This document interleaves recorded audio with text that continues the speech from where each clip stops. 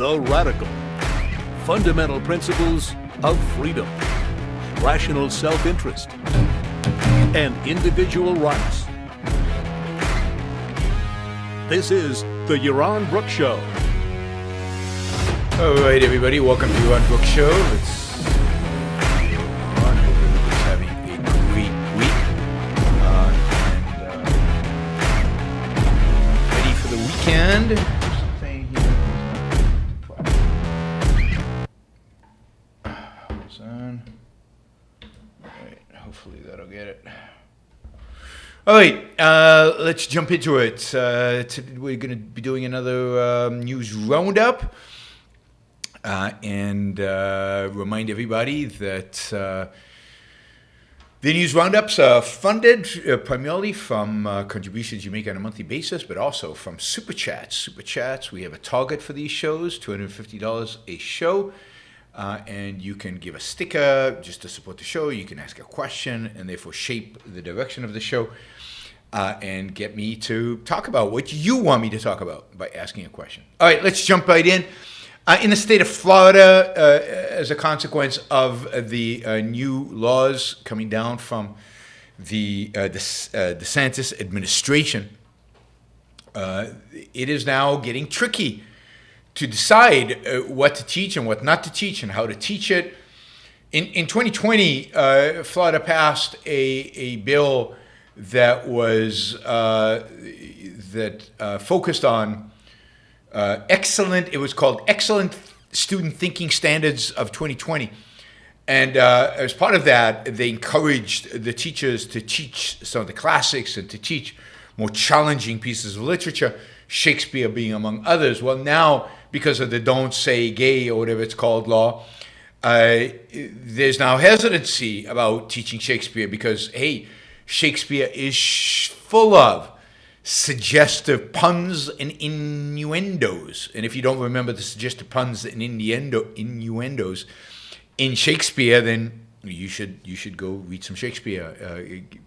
But one play in particular is problematic, and that is Romeo and Juliet. I mean, Romeo and Juliet, it's a real problem because not only are the protagonists underage, they're both teenagers. But I think any reasonable interpretation of Romeo and Juliet, they have sex. That's a no-no. And then, of course, they commit suicide. Another big no-no. So generally, I mean, Romeo and Juliet, very problematic play in the world in which we live for pretty much everybody, I think. So they've decided in Lake County, outside Orlando, they've decided to, in Tampa, they've decided to, exclude certain parts of Romeo and Juliet. So only include certain excerpts and deny the rest. Now, the library has assured us that students can still check out a full copy of Romeo and Juliet, and they can go and read the sex scenes in their own time. But in class, they will exclude the scenes that have sex in them. I haven't found a source for the other Shakespeare plays that are going to be censored, going to be restricted, going to be where we're going to be deciding which segments where the innuendos are not acceptable, where the puns are too sexual. I mean, what do you do? Certainly, conservative parents have a right to not have sex in the literature, including Shakespeare, that their children read.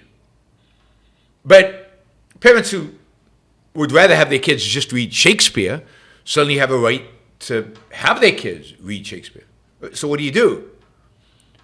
Well, what you do is you privatize the schools. What you do is you get rid of public education. What you do is you encourage school choice. So parents can send their kids to the school of their choosing. I mean, you could have the no Shakespeare or any other sexual passages school, and then parents can send their kids to that school. And they can be safe from Romeo and Juliet. And the parents who, reteach literature, even if it offends school, and some parents will send their kids to that school. Well, we need a school choice, and the best way to have school choice, the most natural way, the one that will create the most competition and the most innovation and the most, the highest achievement, is a system of private education in which parents can choose the schools. You don't want your kid to study evolution. You want them to be trained in the arts of the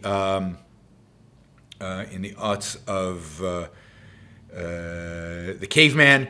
Then you can have your school. And if you want your kid to get a proper science education and a proper literature education, you can go to a different school. And this will cause even more, in the short run, even more bifurcation in American culture. But as some schools excel and others obviously fail in terms of the kids, I think more parents will become a little less concerned. And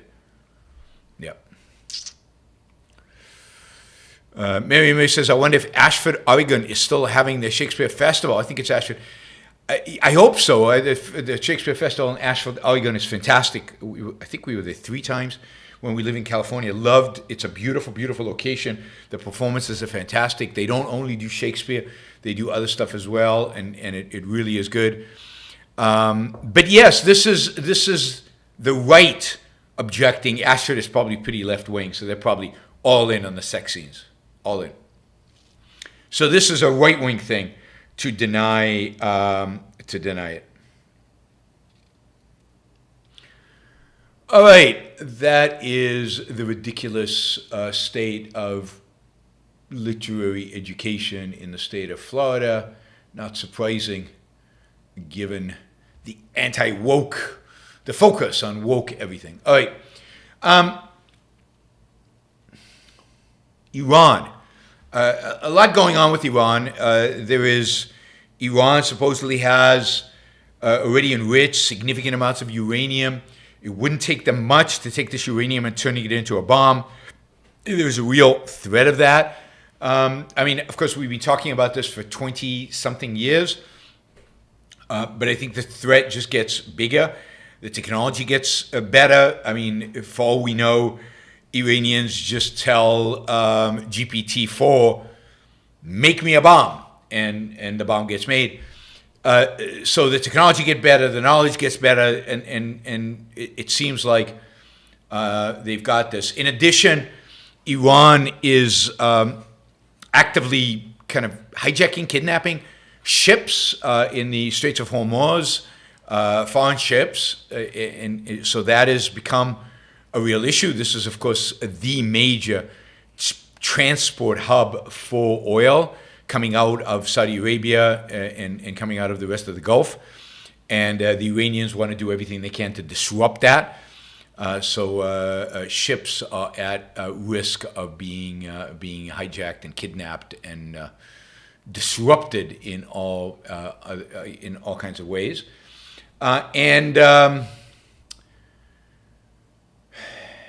So we got the nuclear program, we've got ships, we've got constant attacks on U.S. troops who, in spite of what we were promised by Trump and Biden, still in Syria and Iraq, and are being attacked by Iranian forces, Iranian-affiliated militia, terrorist groups, and so on.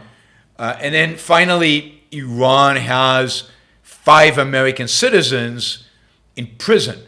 Some of them have been in prison for many, many years. Right? I like the way the New York Times describes them. 5 American detainees. They're detained. I'm sure that's how they feel as they rot in some Iranian horrible prison with a bunch of rats. I'm sure they consider themselves, I'm just being detained. No worries. I'm just detained. Any minute now, God, they're being imprisoned. Anyway, 5 American detainees in Iran. Again, some of them being there many, many years now. So take all that and you say, okay, what should America do? How should America deal with this? Iran is being belligerent. Iran might be close to building a nuclear weapon, and Iran is detaining American citizens, and they don't care, and nothing gives. Well, of course, we know how America deals with these things. It deals with these things by negotiating. And there have been negotiations between the United States and Iran for many months now, going on in one of the Gulf states. I think in Qatar, but I'm not sure. In one of the Gulf states. And it looks like they're going to have a deal. And the deal is going to entail, so the first step of the deal happened today. The first step of the deal is that the 5 prisoners are going to be moved to house arrest from the prison. Okay, maybe now they're just detainees. And in exchange, the United States is moving $6 billion of frozen Iranian assets, money, to a third party, I think to Qatar, to be held. And that money would be transferred to the Iranians only, they promise, only for humanitarian purposes. That money will be, as if money's not fungible. I mean, God, why does anybody even report this when it's so blatantly manipulative and a lie? At the same time, they're trying to cut a deal that would reduce the probability, supposedly, that Iran will continue with its nuclear development, stop the hijacking and kidnapping of ships, stop the attacks on U.S. military bases in Syria and Iraq, return to Iran some people that the United States has, quote, detained in the United States, different Iranians who have violated the sanctions and other things, and maybe potentially release even more than $6 billion of Iranian money to be sent to Iran, all in a grand deal to placate and to appease and to please the Iranian regime into being nice with the mightiest military force in all of human history. This is what this country has come to. Again, not new, granted, not new. Reagan did arms for hostages way back and in the 80s, and almost every administration since then has appeased the Iranians in one way or another, so this is no surprise. But it is pathetic, and it is insulting, and it is horrible, and ultimately it gives Iran maintains the option of developing a nuclear bomb, and they know that the United States won't do anything about it, and it gives them time to build those deep tunnels in which they can do everything, and they can develop the bomb, so that even if we want a military solution at some point, that military solution will not be possible. What will ultimately happen is Iran one day we will all be woken by the fact that Iran has a nuke. And at that point, all military options are off the table, and you get massive complexity of anything the United States or Israel want to do in the Middle East. So that we're going to have that. It's a done deal. No, it's obvious that not a single American administration is willing to take this on. Not a single American administration is willing to take the Iranians head on and bring about a change there in their policy, or destroy their nuclear capabilities in such a way and that sends a message never to do it again. That is just off the table. It didn't happen under Bush, Obama, Trump, or Biden, and it is unlikely to happen anytime soon. I would say the same thing about the Israelis, with all the tough talk, with all Netanyahu's preaching and talking and all of this now for forever about Iran. We're going to get them. They can't be allowed. Israel's done nothing. I mean, they do little things. They assassinate scientists. They blow up things. But in terms of actually going there and demolishing and destroying their capabilities, Israel has not done it. And it has the ability. It has the capabilities. But it is sitting pat as the United States sells them out. Tragic, and infuriating and stupid and everything else. All right, what is common these days China, Germany, and the UK. What can we say is the one commonality between these three powerful countries? Two of them industrially powerful, Germany and China, and the UK financially powerful.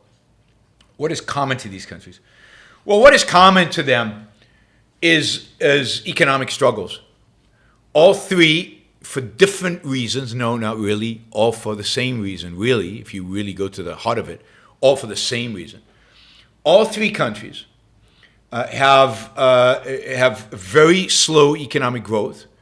All three countries are stagnating. All three countries have real structural problems in the economy that make it very unlikely and very difficult for them to recover. Oil is not a problem for any of them, although energy is a problem for Germany. But it's not the heart of the problem, energy costs. All three countries are in economic decline. Germany is an economy that is very much dependent on manufacturing. The manufacturing sector, the industrial sector in Germany, is in a crunch. Its costs are high. Its edge in terms of global markets is not the quality edge, the productivity edge is not up there anymore. They can't outcompete the Asians for everything they produce. They have the auto industry is struggling, and it's not clear what its future is as the world moves towards electric cars. Germany has a horrific a very aging population. It's why they're bringing in so many immigrants and allowing in so many immigrants. Of course, the fact that so many immigrants are coming into Germany is creating real political angst in Germany and the rise of right-wing factors. But across the board, in construction, in industry, and in retail, you're seeing significantly shrinkage. The one area that is still fairly robust is services. And of course, this is what Germany has resisted for years now. It's resisted the move towards services. The reality is that advanced economies like the United States, like the UK, like Germany should be focused on providing services where they have the edge, and allowing other countries around the world to provide manufacturing. The one kind of manufacturing Germany should focus on and orient itself is around precision manufacturing, where they have a real edge, a real comparative advantage. But they don't have a comparative advantage in most other things. But they've resisted that. They've fought that. They've not allowed market forces to actually dictate. And as a consequence, it's now hitting all at once, and Germany has a real crunch, a real industrial crunch, a real economic crunch. We will see where that leads. But really, since 2019, Germany has almost not grown at all. So 2019, through COVID, shutdowns, all of that, to today, GDP is, I think, grown 1%. I mean, it's almost been flat. The only country in the West that's grown slower than Germany is the UK. The UK has just been a disaster. Brexit has turned out to be an economic disaster for the UK. Its focus has been on services, on exporting finance to a large extent, on London being this global financial hub. It was competing with New York. Brexit has halted the competition. It has made London, second rate in some sense. It does not have the advantages it used to have in being able to be the European hub of finance.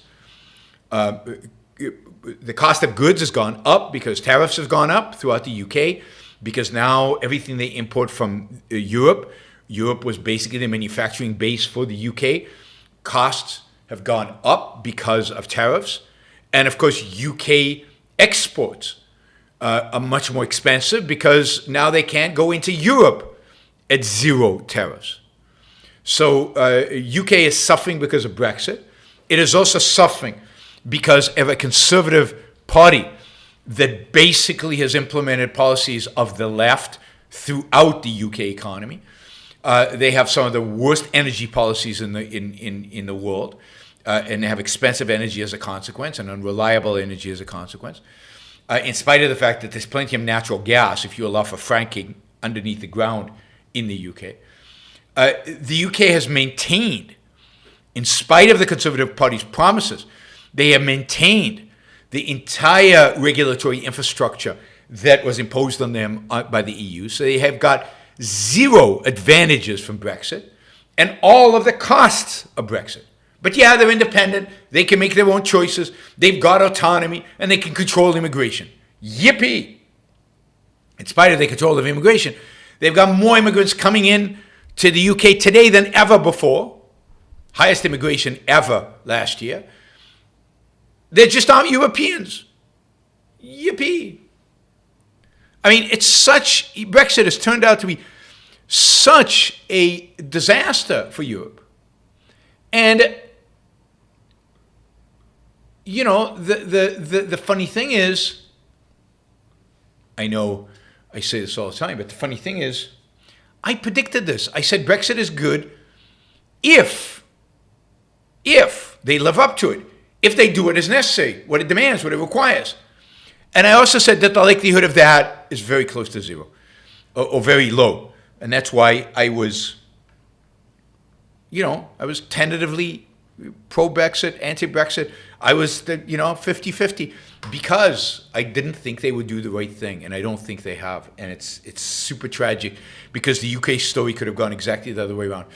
In the UK, they've raised taxes, they've kept the regulation, cost of energy has gone up, and the cost of everything has gone up because of tariffs, and they've managed to screw up the pound and create some of the worst inflation in Europe, in the UK as well.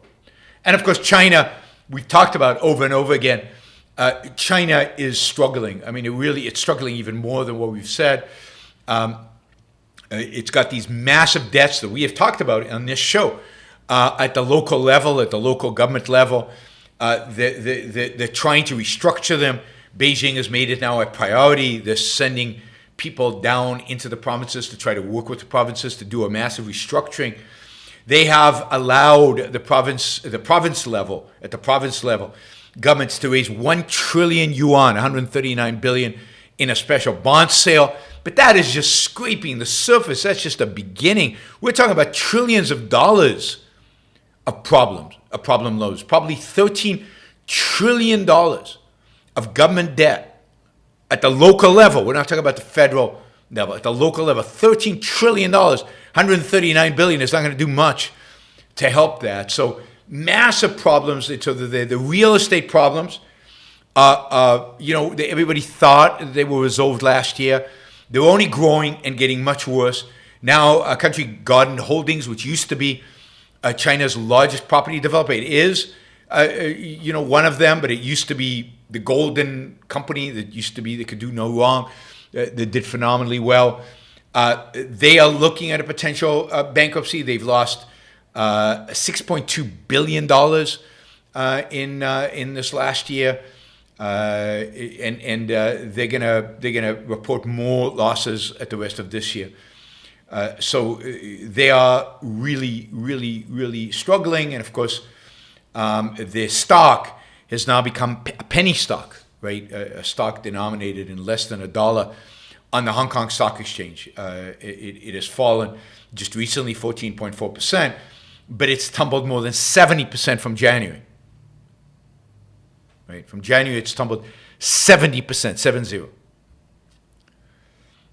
This is one of the biggest property developers in all of China and one of the most prestigious ones one of the ones that were considered more safe last year when they went through this. And they finally, not finally, but China has extended the smallest amount of monthly loans since 2009. So banks in China are not giving out loans. Now, maybe there's no demand for loans.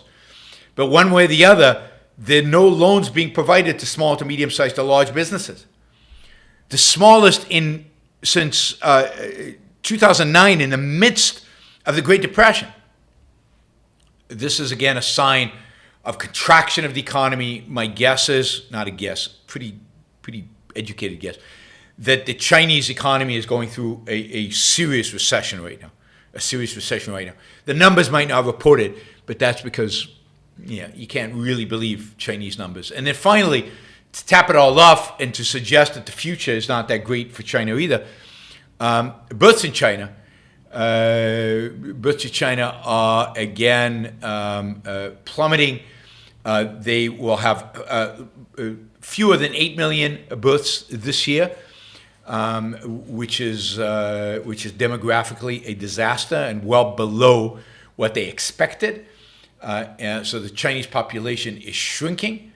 The number of Chinese newborns has been has shrunk by 40% in the past 5 years. So all these countries are in significant economic problems. The United States, relatively speaking, is doing amazing. It's doing much better than China. It's doing much better than Germany, much better than the UK, in spite of all the doom and gloom by various forecasters out there. It's doing, and in spite of the fact that Biden's president, it's doing okay. It is a little surprising that Biden is getting zero credit for it. Not that I think he should, but usually the president gets credit for a good economy. But Biden is not getting any credit. His approval ratings are still pathetic. But I don't think he should get credit for it, by the way. But I don't think any president should get credit for the economy. I don't think Trump should have gotten credit for his economy. I think the economy is way below its potential. And of course, the problem in China, Germany, and the UK is the same at the end. And the problem for all of them is lack of freedom. Too much regulations, too many controls, too high taxes, not so much in China, but too many controls, too many regulations, too much government policy trying to dictate business, too much central planning. That is the problem in all these economies. And until the world learns that economic growth requires liberty, requires freedom at the very least in the economic sphere, until they learn that, we're likely to really, really stagnate. And of course, we don't know that in the U.S. So the U.S. is doing better than everybody else, but it should be doing much, much, much better than it is. Sadly, it is not, and sadly, there's nobody in the political world arguing for economic freedom. Okay, two science-related stories. One is the Biden administration is investing $1.2 billion. Investing, I hate that term. The Biden administration is spending $1.2 billion of your dollars, my dollars, to build two industrial-sized plants that commercial scale, they call them, to vacuum carbon dioxide out of the atmosphere. So this is a technology that sucks CO2 out of the atmosphere. I don't know if these particular plants turn it into water or what exactly they turn it into, but this is the goal. One of them is run by Occidental Petroleum. I guess this is a carbon offset for all the fossil fuels they generate. And the other is a nonprofit research organization. And they're going to build these two plants. Half of the money is going to come from the U.S. government, Biden administration. Half of it's going to come from the company's own resources. And the Biden administration intends ultimately to spend double this, 2.4, and build 4 of these plants. So they're still waiting for 2 others. I mean, I think this is a great idea in terms of building these kind of plants. But you know that if the government is involved in financing this, this is going to be a disaster. This is going to distort and pervert, and it's not appropriate in terms of the use of taxpayer monies. Get out of the way. People will find solutions. Companies will solve these problems. If the government just gets out of the way, stops interfering, stops trying to impose industrial policy on everybody. $1.2 billion of the, I think it's the Inflation Reduction Act, now going to sucking carbon out of the atmosphere. Again, not a bad idea. Government should stay out of it. I mean, there are probably 5, 6, 7 different technologies to do this. We don't want the government choosing which technology is the winner. All right, final story, good news. Driverless taxis. Driverless taxis. Next time you visit San Francisco. Now, I know you guys all hate San Francisco and don't want to go there. But next time you visit San Francisco, you can get an app and you can order a basically taxi, which will be driverless. It will come, it will stop by you, the door will open and there'll be nobody inside, no driver. The California Public Utilities Commission, which regulates self-driving cars in California, voted 3-1 to approve the use of driverless cars in San Francisco 24/7. There will be cars at night and during the day on the roads of San Francisco with no drivers. This is in spite of massive protests and complaints by first responders and by various citizen groups and, of course, by taxi drivers and on and on and on. In spite of that, the leftist California Public Utilities Commission allowed for technology to move forward. I mean, I think this is amazing. There's no question, this will reduce traffic accidents in San Francisco dramatically. It'll reduce, particularly it will reduce fatalities from these kind of accidents. And it will make, ultimately it will make driving more efficient, more productive in California, in San Francisco. Hopefully the next step is to allow the sale of driverless cars to individuals who can then use them to move around. I mean, this is the future if we allow it to happen. This is a step in the right direction. For those of us who love to drive, might be not as much fun, but this is the right thing to do. This is an important technology. It's, of course, all possible because of AI.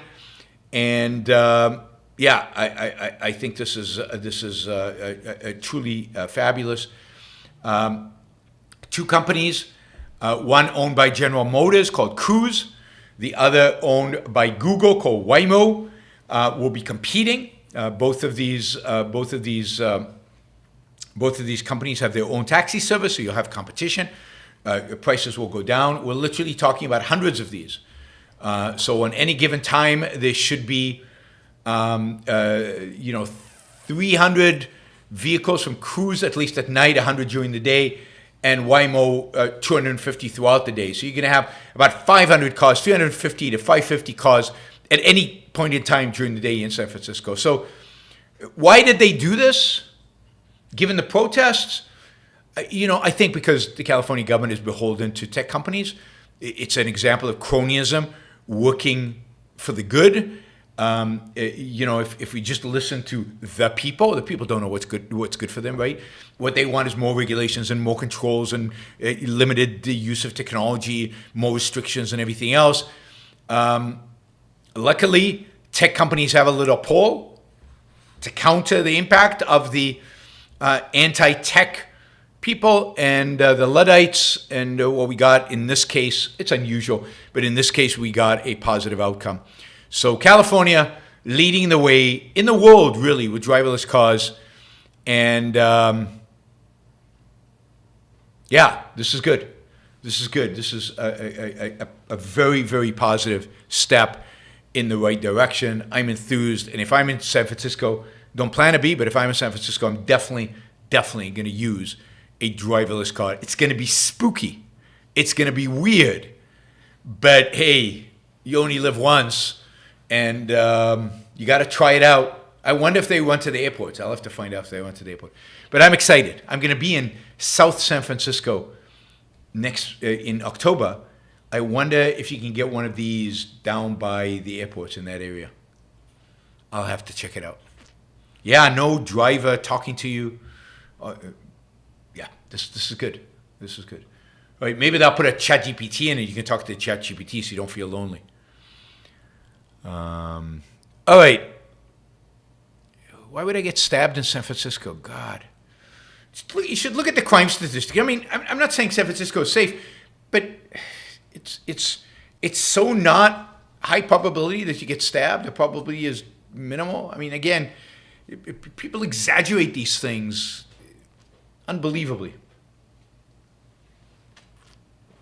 Exaggerate because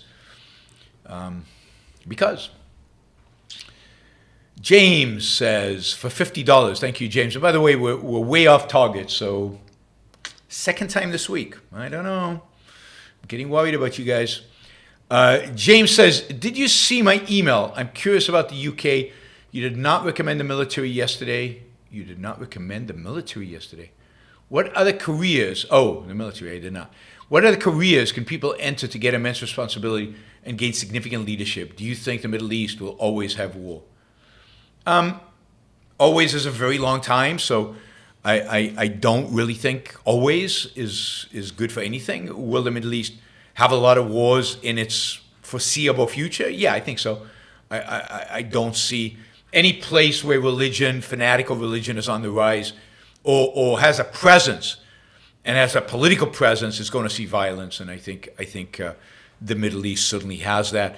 People who hate each other, tribalism in the Middle East is super tribal. You're going to see violence. So all of that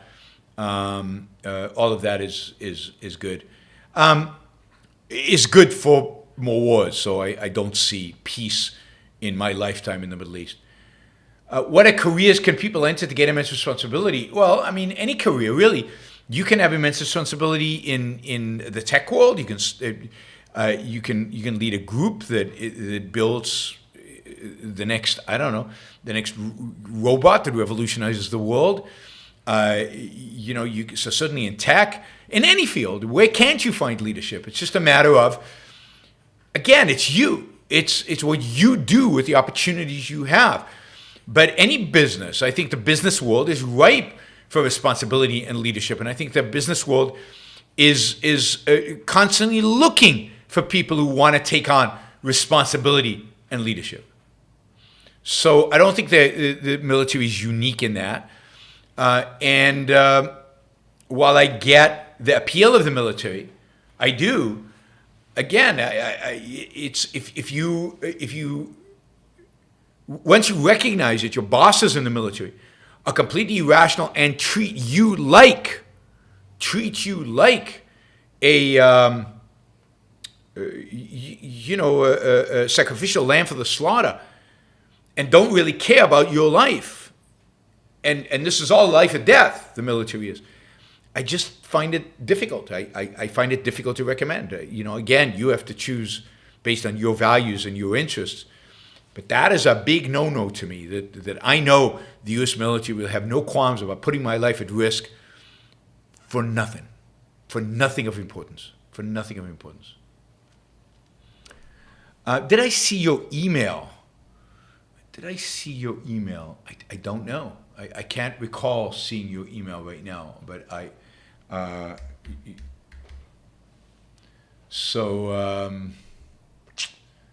don't know. If you want to make sure that I saw it, send it again. Yaron at YaronBrookShow.com. I remember. Yes, the email. Yes. All right. The email about the UK and the video about the UK and why everything's expensive in the UK. Yes, I haven't got to watching it yet, but I did see it. Thanks for reminding me. I need to set myself a reminder not to forget that one. All right. Let's see. James, I'm just writing James G. email video UK taxes. That'll remind me.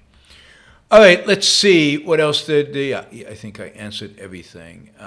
Let's see. John says, those who engaged in an insurrection against the U.S.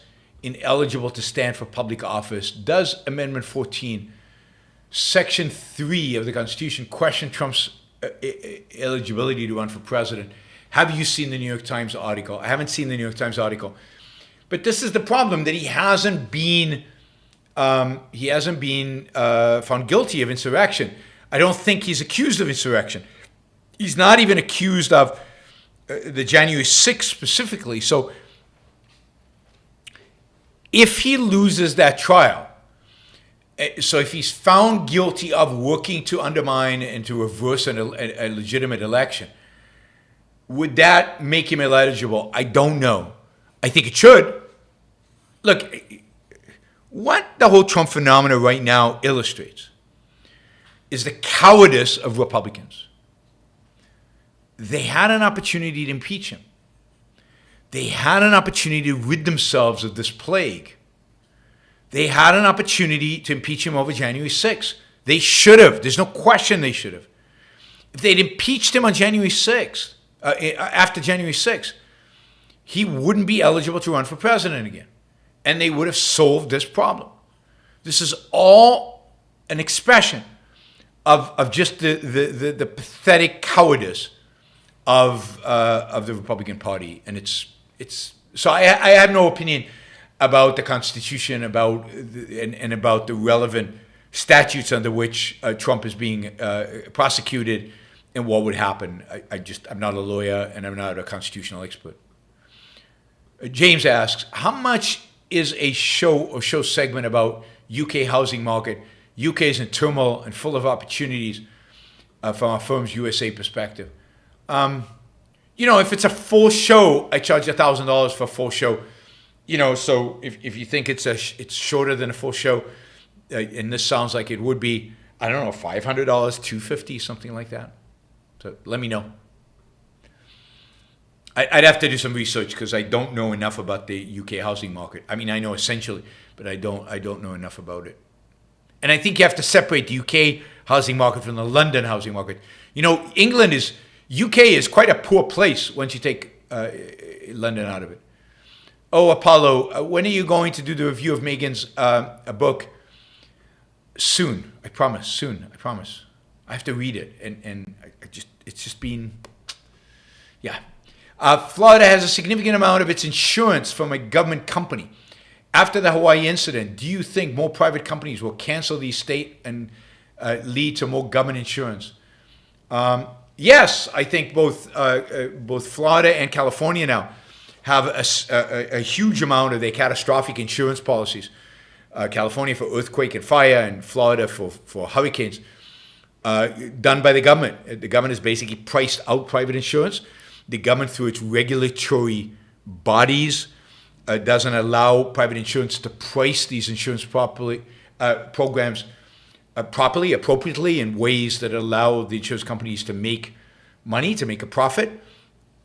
So if you don't let us price it, then we're leaving. And you've seen insurance company leaves Florida and leave California, and all that's going to remain are government insurance policies, which means the taxpayers get to pay when the next hurricane hits, which happens anyway because you've got what do you call it, the federal disaster relief fund. So and you got state disaster relief funds. So people have a growing and more incentive not to buy insurance and just depend on government largesse.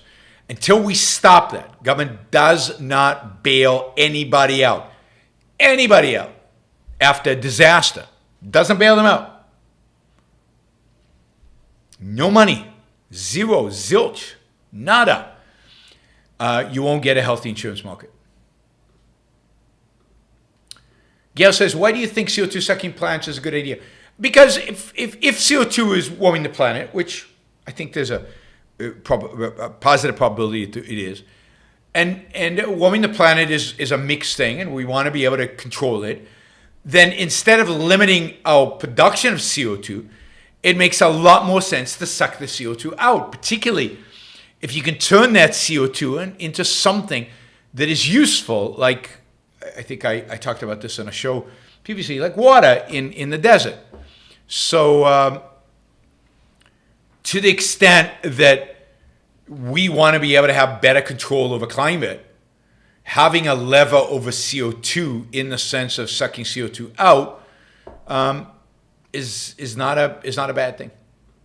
Particularly if you can make money at it, if you can actually produce something valuable by doing it. All right, everybody. Thank you today. Thank you for all the super chatters, in particular James, who came in with $50. And I will see you all tomorrow, 3 p.m. Eastern time. We will do our show, and not sure what the topic will be. I'll let you know. I'll let you know soon. Yeah, if you want to support the show, we didn't make our goal today, which was not good. But if you want to support the show and you're not listening live, you can do so at yaronbrookshow.com/support. You can also do so on Patreon. So please consider becoming a monthly supporter of the show, which makes the amount of money we raise, super chats, less important the more I get on a monthly basis. So please consider doing that. Value for value. A trade. Thanks, guys. I'll see you all tomorrow, hopefully.